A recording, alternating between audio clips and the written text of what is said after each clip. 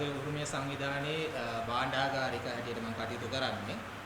අපි දැනට අවුරුදු 2ක් තිස්සේ අපි මේ සම්බන්ධව විස්තර එකතු කරනවා, ගවේෂණය කරනවා, දත් එකතු කරනවා. අපි දක්වපු දෙයක් තමයි දැන් ඔන්ලයින් ලෝන් කම්පනීස් දැන් එන්න වැඩි වෙලා තියෙනවා රටේ. ඒ වගේම ඒව හැම ආයතනයක්ම අපි බලුවොත් සමාගම් මැදුරේ රෙජිස්ටර් වෙලා තියෙන්නේ. එතකොට ගොඩක් ආයතන රෙජිස්ටර් වෙලා තියෙන්නේ software companies හැටියට නැත්නම් වෙනත් විවිධ ආයතන විදියට. නමුත් මේ කිසිම ආයතනයක් මූල්‍ය ගනුදෙනු කරන්න විදියට රෙජිස්ටර් වෙලා නැහැ. ලියාපදිංචි වෙලා නැහැ. එතකොට දැන් අපි මේගොල්ලන්ගේ article of association එක පොඩ්ඩක් අපි ඒව ගැන පොඩ්ඩක් හොයලා බලුවා. එතකොට මේ ආයතන ගොඩාක්ම ඒගොල්ලන්ගේ මූලික පරමාර්ථය හැටියට දාලා තියෙන්නේ IT සම්බන්ධය. කියන්නේ IT solution දෙනවා, software හදන ඒවා, ඒ සම්බන්ධව තමයි මේගොල්ලෝ රෙජිස්ටර් වෙලා තියෙන්නේ. මේගොල්ලන්ගේ ප්‍රධානම අරමුණ ඒක. එතකොට එහෙම රෙජිස්ටර් වෙච්ච ආයතන අපි අහන්නේ කොහොමද මූල්‍ය, ඒ කියන්නේ ණයක් දෙන්නේ කොහොමද ලංකාව ඇතුලේ. අනිත් එක දැන් මේ ආයතනවල අධ්‍යක්ෂකවරුන් ගත්තම බහුතරයක් අධ්‍යක්ෂකවරුන් ඉන්නේ පිටරට ජාතිකයෝ. එක්කෝ ලිතුවේනියාවේ, යුක්‍රේනයේ, ලැටීවියාවේ, සිංගප්පූරුවේ නැත්නම් චයිනාවල එහෙම අය තමයි ඉන්නේ. එතකොට ඒ වගේ අධ්‍යක්ෂකවරුන් මණ්ඩලයක් කොහොමද මේගොල්ලන්ගේ ආටිකල් ඔෆ් ඇසෝසියේෂන් එකට දාන්නේ. අනිත් එක සමහර සමාගම්වල අධ්‍යක්ෂක හැටියට සයින් කරලා තියෙන්නේ පිටරට ආයතනයක්.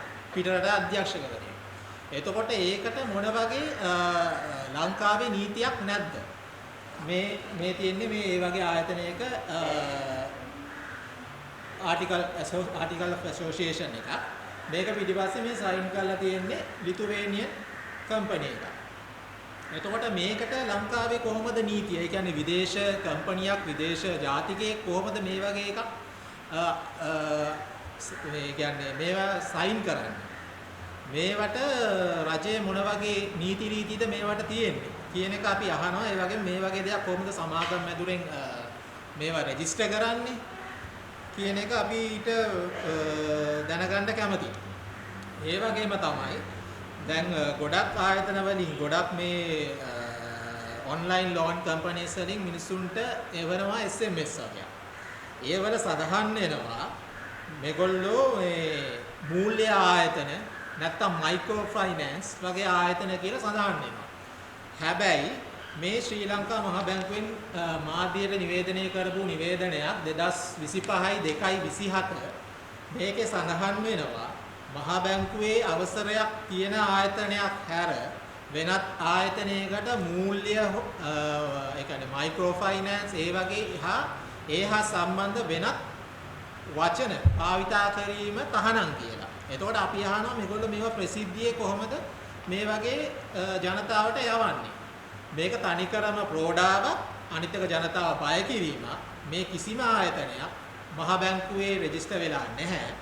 මේගොල්ලෝ රෙජිස්ටර් වෙලා තියෙන්නේ සමාගම් මැදුරේ විතරයි.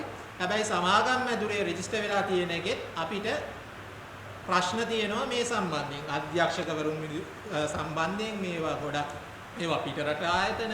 ඉතින් මේවා සම්බන්ධයෙන් ඇයි මහ බැංකුවයි සමාගම් මැදුරේ සමාගම් රෙජිස්ට්‍රාර් අධ්‍යක්ෂ ජනරාල්වරයයි ඇයි මේවා සම්බන්ධයෙන් කිසිම විමර්ශනයක් කරන්නේ නැත්තේ කියලා අපි අහන්න කැමතියි. දැන් ණය ගන්න හදිසි වුණා. හරි අපහසුතාවයක් තිබුණා, සල්ලි ටිකක් ඕන වුණා. ඒ හින්දා ගිහිල්ලා ඔය ඉන්න කෙනෙක්ගෙන් මෙච්චර අඩුවට දෙනවා, පොඩි අඩුවට දෙනවා, ඉක්මනින් දෙනවා, පැය 24න් දෙනවා කිව්වම ගත්තා. එතකොට සොයා බැලුවේ නෑ මේ කවුද දෙන්නේ, මොකක්ද අරමුණ කියන එක හිතුන්නේ නෑ. ගොඩාක්ම මේවට වෙලා තියෙන්නේ මහ ජනතාවට මේ සම්බන්ධයෙන් ඒ කියන්නේ මේ ගැන කිසිම දැනීමක් නැහැ. ගොඩක් අයට දැනුම නැහැ. හරිද? ගොඩක් අහුවෙලා තියෙන්නේ ඒ වගේ පුද්ගලයෝ. ඊට පස්සේ තමයි මේවා ඉක්මනට ලබා දෙනවා. එතකොට අඩු ડોකියුමන්ට්ස් ප්‍රමාණයක්, අඩු ලියකියවිලි ප්‍රමාණයකින් ලබා දෙනවා. එතකොට මිනිස්සු බැංකු වලට වඩා මේ වගේ ආයතන වලට යනවා. නමුත් මේගොල්ලෝ කාලයක් යනකොට තමයි දැන් තේරුම් ගන්නේ මේගොල්ලෝ අහුවෙලා තියෙන්නේ ලොකු මූල්‍ය අර්බුදයකට තමයි මේගොල්ලෝ අහුවෙලා තියෙන්නේ කියලා පස්සේ තමයි දැනගන්න ලැබෙන්නේ. අපේ සංවිධානය හැටියට අපි මේවා ගැන මාධ්‍ය සාකච්ඡා තියලා හැම විදියටම දැනුවත් කරලා තියෙනවා. අපි බලාපොරොත්තු වෙනවා මීට වඩා දෙයක් රජයෙන් ඉෂ්ට වෙයි කියලා ඉදිරියට. දැන් මහ බැංකුවට වගකීමක් තියෙනවනේ. දැන් ඔබතුමාලා ඉස්සරහට මේ ගැන පොඩ්ඩක් සඳහන් කරා. නමුත් මහ බැංකුවට වගකීමක් තියෙනවා මූල්‍ය ආයතනයක් හරියට පැහැදිලිව නැති අයට බලපත්‍ර නොදී. ඒ වගේම ඒගොල්ලන්ට නියාමනයක් කරන්නත් අයිතියක් තියෙනවා. දැන් ඕගොල්ලෝ ප්‍රචාරය කරපු ඒ ආයතන මහ බැංකුවට ගිහිල්ලා ලිස්ට් එකක් දුන්නා නම් පොලිසියට දුන්නා නම් CID එකට දුන්නා නම් ඒ පිළිබඳ විමර්ශන කරනවද දැන්? මෙහෙමයි දැනට මේගොල්ලෝ කියන්නේ මේගොල්ලෝ විමර්ශනය කරනවා කියලා. නමුත් අපි තාම මේකට ඒ කියන්නේ විමර්ශනයේ කිසිම ප්‍රතිඵලයක්වත් මේවාව පාලනයක්වත් අපි දැකලා නැහැ. හේතුව අපි දැන් ගත්තොත් Play Store එක, Google Play Store එක ගත්තොත් apps සෑහෙන ප්‍රමාණයක් තියෙනවා. ඉතින් එහෙම වැඩි වෙන්න විදියක් නැහැ. සමහර ඒවා එකම ආයතනයේ apps 10ක් විතර තියෙනවා. ඉතින් මේවා පාලනයක් මොන හරි රජයේ මොන හරි වැඩපිළිවෙලක් කරලා තියෙනවා නම් මේවා එක පාලනයකට එන්න අවශ්‍යයිනේ. එහෙම අපි නම් දකින්නේ නැහැ. දැන් එකපාරටම Facebook එකේ හරි ඉන්ටර්නෙට් එකේ ඇඩ් එකක් දානවා මෙන්න මේ විදිහට සල්ලි දෙනවා කියලා. එතකොට මේ සල්ලි දෙන ආයතනය ගැන විමර්ශනයක් කරන්න කවුද මේ කියලා හොයලා බලන්න මහ බැංකුවට අයිතියක් තියෙනවද? දැන් මේගොල්ලෝ කියන විදිහට දැන් ඒ කියන්නේ සමාගමක් හැටියට රෙජිස්ටර් වෙලා දැන් ඕනම කෙනෙක්ට ණයක් දෙන්න පුළුවන් කතාවනේ කියන්නේ. මහ බැංකුවෙන් කියන්නේ ඕනෑම කෙනෙක්ට ණයක් දෙන්න පුළුවන්. නමුත් අපි ආන්නේ දැන් මේගොල්ලෝ සමාගමක් හැටියට රෙජිස්ටර් වෙලා ඊට පස්සේ මේවට එම්ප්ලොයිස්ලාත් දාලා ඒ වගේම ඩිරෙක්ටර්ස්ලා විදේශ ජාතිකයෝ. ඉතින් මෙහෙම අදහලා මහා පරිමාණයෙන් කරනවා කියන එකට අනිවාර්යෙන් රජයේ අවධානය යොමු කරන්න ඕනේ. හේතුව මේ සල්ලි එන්නේ පිට රටවල් වලින්.